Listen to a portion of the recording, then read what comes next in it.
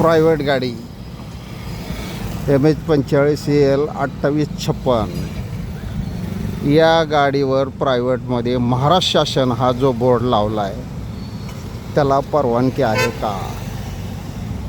सर्वसामान्य नागरिकावर दबाव आणण्यासाठी असे बोर्ड वापरले जात आहेत, तर यांच्यावर शासकीय नियमानुसार कायदेशीर कारवाई झाली पाहिजे.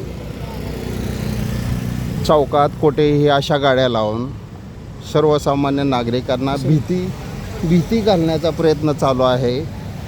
तरी अशा गाड्यांवर शासनाच्या नियमानुसार कारवाई झाली पाहिजे. ह्याचे मालक कोण आहे त्याचा शोध घ्या. RTO ऑफिस आणि प्रशासन यांनी यांच्यावर कायदेशीर कारवाई केली पाहिजे आणि यांच्याकडून दंड वसूल केला पाहिजे. अटल 25 न्यूज, सोलापूर, महाराष्ट्र, अकलूज. विष्णू कुंभार. आज दिनांक 3/6/2026.